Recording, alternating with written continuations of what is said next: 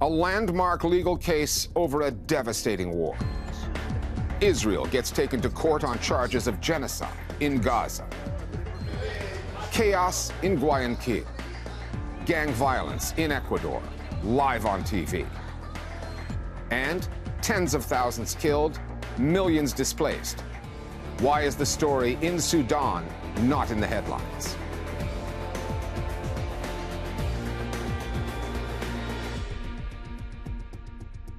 The International Court of Justice has concluded its preliminary hearing in The Hague on South Africa's genocide case against Israel.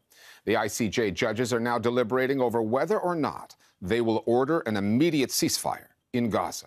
For the global media, this case will, or at least should, govern how this story is reported, what kind of terminology should apply.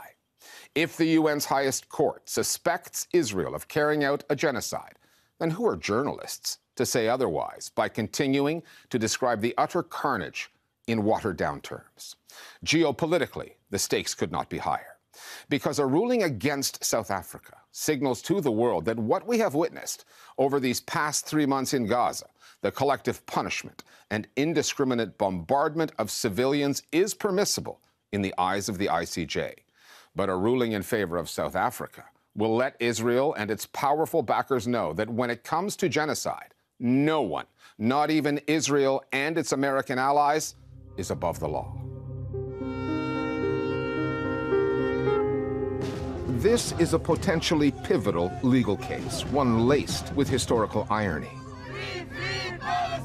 The government of South Africa, the country that invented apartheid, taking Israel, which still practices apartheid, to the International Court of Justice, accusing it of genocide in Gaza. The first genocide in history, where its victims are broadcasting their own destruction in real time, in the desperate, so far vain hope that the world might do something. South Africa's lawyers chose their words carefully. The challenge facing Israel's lawyers is that since October 7th, Israeli leaders have not. We will exact a price that will be remembered by them and Israel's other enemies for decades to come.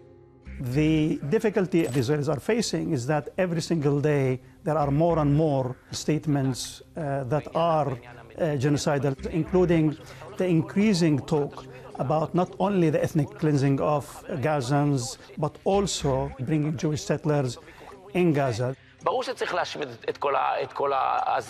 We hear about the elimination of the population from Gaza, razing the different cities and towns to the ground, and then building on the rubble new settlements that are Jewish. All the genocidal rhetoric that has come out, why was that allowed to be aired, to proliferate? If indeed this was totally out of sync with the intentions of the Israeli state, it behooves you to clamp down on that. That was not done. אם ההגדרה היא להשמיד את החמאס, אתה צריך להשמיד את כל מי שקשור לחמאס, וכל מי שקשור לחמאס. In fact, something else happened, which is only after Israel realized the International Court of Justice is a serious thing that they will have to contend with. Then you suddenly see the order going around, shh, keep quiet, don't say that stuff anymore. And if you have said that kind of stuff, walk it back. Israel is fighting Hamas terrorists, not the Palestinian population. Which is what the Netanyahu government was doing right up until the day before the hearing. But all those previous statements, inflammatory ones by Israeli officials, matter, because as stipulated in the Genocide Convention passed by the UN in 1948, declarations of intent are evidence. It's an entire nation out there that is responsible. It's not true. This rhetoric about civilians not aware, not involved, it's absolutely not true. So Israel has tried to roll back the clock to October 7th. But I am obliged to put before the court today some small fragment of the scenes of unfathomable cruelty, showing the ICJ judges some of the same images of Hamas's gruesome attacks that it showed journalists, foreign governments, and the UN. That may have proven effective in the court of public opinion, but it does not constitute a legal defense for what has happened since. Propaganda does not work in a court of law. While Israel will argue to the court that Hamas' attack on Israel on October 7 amounted to genocide of its own sort, regardless of an attack on a state's territory, no matter how atrocious, it does not justify genocide. The fact that Israel has landed at the ICJ in The Hague by way of South Africa has to do with two countries with similar histories and shared experiences of oppression. We are also particularly mindful of Israel's institutionalized regime of discriminatory laws, subjecting the Palestinian people to apartheid. Apartheid-era South Africa and Israel were both highly militarized countries, with societies that were racially segregated. Both were political pariahs, isolated by their neighbors. Israel needed oil. South Africa provided it. South Africa, faced with an arms embargo, needed weapons. Israel helped supply them. The respective resistance groups, the ANC and the PLO, forged an alliance of their own. Given that history, ANC leaders have always backed the Palestinians, as Nelson Mandela did from the moment he came out of prison, such as in this encounter with the US network ABC in 1990. You've met over the last 6 months 3 times with Yasser Arafat. Are these your models of leaders of human rights? One of the mistakes which some political analysts make is to think that their enemies should be our enemies. From the get-go in this current situation in Gaza, South Africa has been completely pro-Palestinian. Now, there's a moral claim that the ANC and the South African government sees the Gazans and the Palestinians more generally as being part of the oppressed group of people in the world. They're involved in a struggle against colonialism, and therefore, to some extent, it's seen through the same lens as the struggle against apartheid. The ANC's support for the people of Palestine did not start and end with former President Nelson Mandela. That solidarity and support continued under the era of Thabo Mbeki, under the era of former President Jacob Zuma, and we see it unfold under the presidency of Cyril Ramaphosa. South Africa has historically stated that Israel is forced resettlements, its mass incarceration of Palestinian people is reminiscent of the apartheid regime in South Africa. From a more cynical point of view, we're going into an election year in South Africa in the next few months, and the ANC is determined to deflect and distract attention from its multiple domestic failures. This ICJ case is an opportunity for South Africa to reclaim the moral high ground. And so I think there's a combination of struggle history, deep cynicism, and, to a degree, opportunism behind the South African case. If the judges rule against Israel and order its bombing of Gaza to stop while the court determines if this war is in fact genocidal, the legal implications would apply not just to the Netanyahu government, but to all countries that are signatories to the UN's Genocide Convention for failing in their legal duty to prevent that genocide. Moreover, media outlets everywhere would be robbed of any excuse they have conjured up to avoid calling this story what it is, instead of labeling it the way humanitarian groups and various NGOs have, as a genocide in progress. They have minced their words, resorted to euphemisms and mischaracterizations that reflect the language of their governments, not the reality on the ground. This is a genocide happening in front of our eyes. That word is, as you know, incredibly emotive, and the Israelis, as you know, will be saying that they are targeting Hamas only, that they don't target. Will South Africa's case against Israel have a game-changing effect on the news narrative? Because it could use one. Should the International Court of Justice rule that there is a risk of genocide, this will also put on notice and to shame all of those who have supported uncritically the war in the last 3 months, whether it's states like the US, the EU, or the media in the West that have been promoting, supporting, aiding and abetting genocide in Gaza. So hopefully this kind of ruling would prompt a critical self-reflection on the part of the Western media, as well as a change of course on the part of Western governments. A lot of the media coverage has been through the lens of retaliation, that Israel was acting in self-defense to what happened on October 7. But if the ICJ makes a finding that Israel is now a suspect in a genocide case, it changes that lens and it changes the narrative, and that shifts things geopolitically in many ways. It's just worth stepping back for a moment and not giving a free pass to the Israeli media. You have literally had people sitting in TV studios as expert analysts and commentators saying, I think we should have killed 100,000 in the first few days. לדעתי, צה"ל היה יכול לתת מכת פתיחה כואבת יותר עם 100,000 הרוגים. And I remember Rwanda and the way actually the media played that role. And they were gone after as well. So the media's not on trial in the court, but we shouldn't give them a free pass either. 20 countries have now stepped up to back South Africa, putting their names to the case against Israel. Not one of them is from the West. For all their talk of Western values, all their moralizing, not a single so-called leader in North America or Europe has supported what analysts agree is the best chance to secure a ceasefire, to save Palestinian lives. History will judge them accordingly. Come the time, those writing their obituaries should do the same.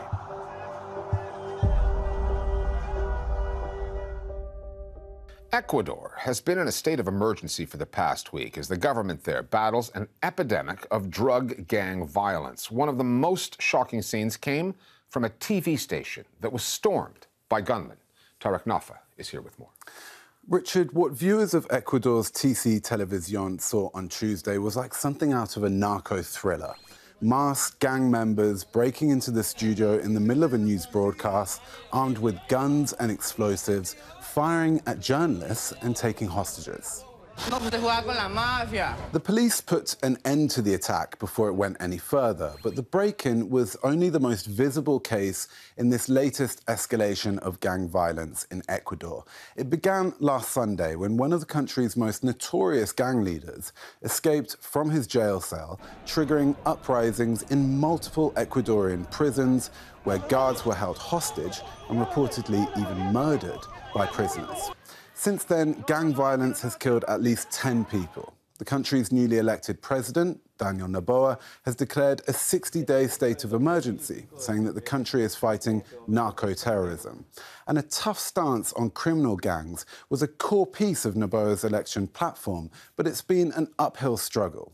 Earlier on in the campaign, Noboa's opponent was assassinated just days after pledging a war on criminal gangs. And as the attack on TC Television made clear, media outlets covering this story are also targets.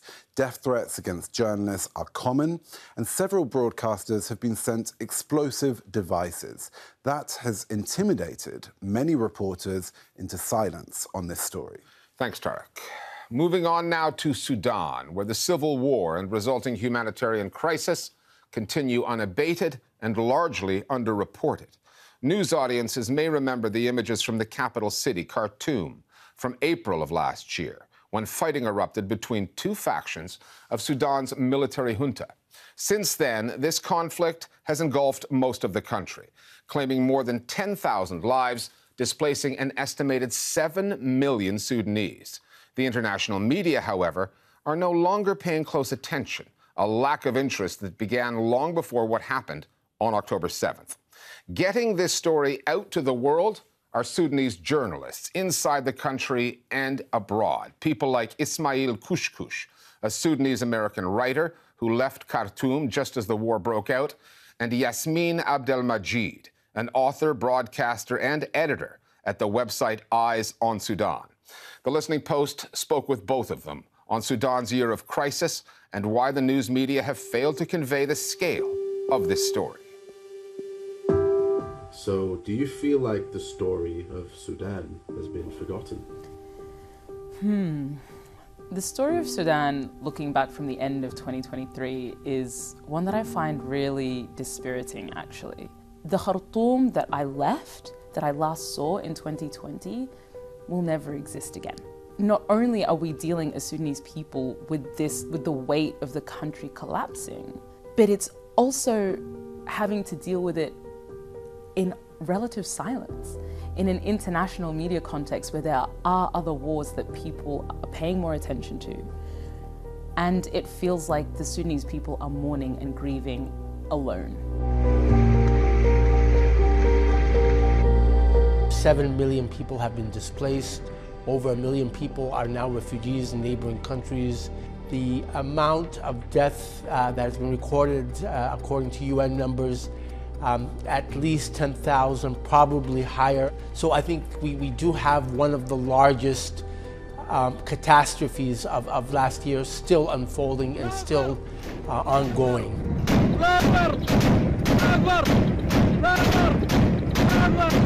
This time 5 years ago, we were witnessing the beginning of protests that would hail the end of the Bashir regime. Reports say that Sudan's military has forced President Omar al-Bashir to step down, ending 30 years of rule. And there was this real period of excitement. It felt like, finally, we were going to be known for something apart from a genocide in Darfur, apart from the longest civil war on the African continent. Sudan's December revolution really caught the world's attention as one of the most outstanding, largely non-violent movement in recent decades.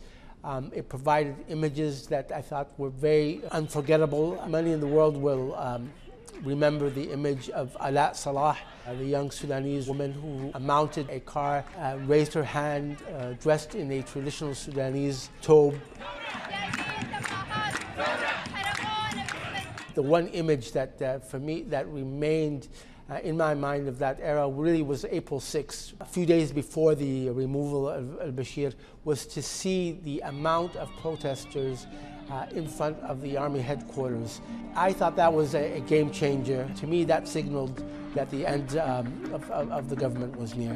وعليه أعلن أنا وزير الدفاع رئيس اللجنة الأمنية العليا اقتلاع ذلك النظام والتحفظ على رأسه بعد اعتقاله في مكان آمن. During this transitional period after the revolution of 2019, I think you could look at it and see this kind of Game of Thrones-like situation between two components of the military establishment. They then, turned against each other.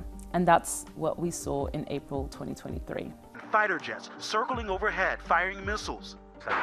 Gunfire interrupting a live television broadcast. The two main belligerents, as we like to call them, are Hemeti, who's the head of the Rapid Support Forces, and Burhan, who's the head of the Sudanese Armed Forces. Both Hemeti and Burhan worked together in 2021 to overthrow the Transitional Council and declare that they were protecting the revolution. Of course they were not. It was about returning Sudan to a military, autocratic regime. Once the two generals overthrew the civilian-led government, then it became, well, who's going to be the top dog? The Rapid Support Forces, that are this irregular paramilitary militia, essentially, that came out of the Janjaweed, which roughly translates to devils on horseback, were responsible for the genocide in Darfur that happened 20 years ago. In some ways, the easy story is to say that it is a tale of two generals or a tale of two belligerents. I myself use that framing sometimes because it felt like a way to quickly talk about what was going on. But of course, that's only the superficial story.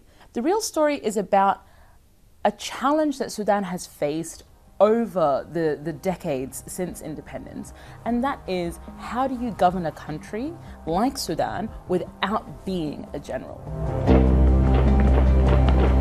People have lots of different ideas for why Sudan doesn't get the attention internationally that other conflicts do.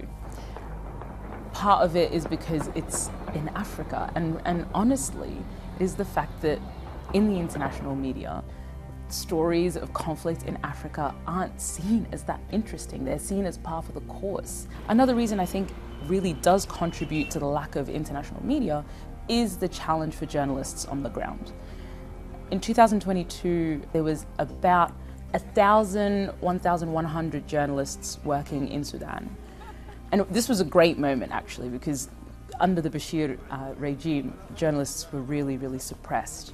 A recent report that came out of a UNESCO-supported survey said that about 90% of those journalists are unemployed now. The displacement of Sudanese that has come with the war includes, of course, journalists and their families. According to a recent report by Reporters Without Borders, 26 newspapers have stopped production, 10 radio stations have stopped. The news coming out of Sudan by Sudanese journalists has taken a hit. And that includes journalists who normally work with international media outlets, ground producers, fixers, translators, freelancers. But there are, of course, some Sudanese news outlets that I think that are still doing some good work.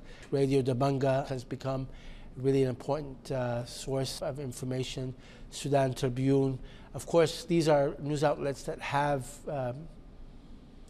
bases outside of Sudan. So I think the role of the diaspora does play an important role in covering Sudan. There's quite a lot of pressure on those particular journalists to communicate what is happening to the world, especially those who are reporting in English.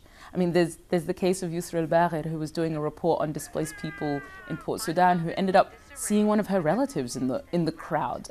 And as the crowd parts, but that's my uncle. That's my uncle.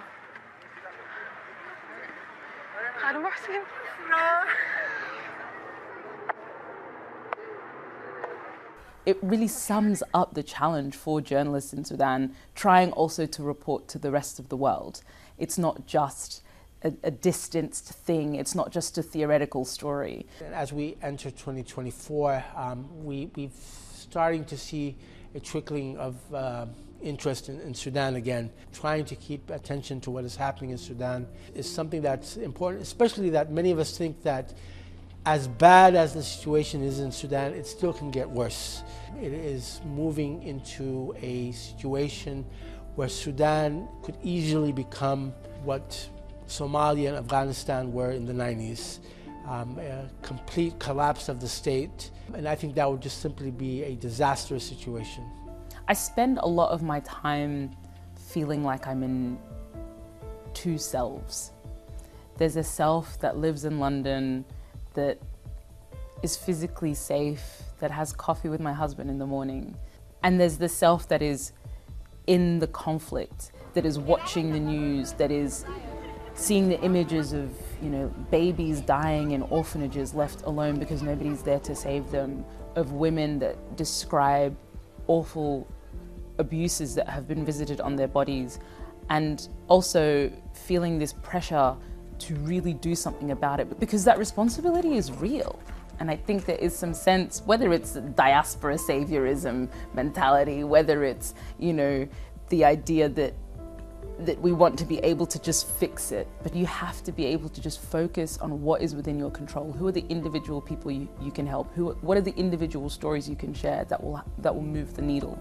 If all it is today is sending a message to every single one of your family and checking that they're alive, that's important too. That has a place too. In closing, frequent viewers of our program will have noted that piece on Sudan and our previous mention of the situation in Ecuador are the first stories we have done since October 7th that have not been about Israel's war on Gaza. And we still have some more catching up to do on developments in other countries and regions, stories rich in media angles, the kind that we've covered in the more than 15 years of doing this show. That is not to say, though, that we're turning our back on the Gaza story. We'll stay on it, from the court case in The Hague to the devastation on the ground and all of the geopolitical aspects. We're not moving on, just trying to keep up with the rest of the world. We'll see you next time here at The Listening Post.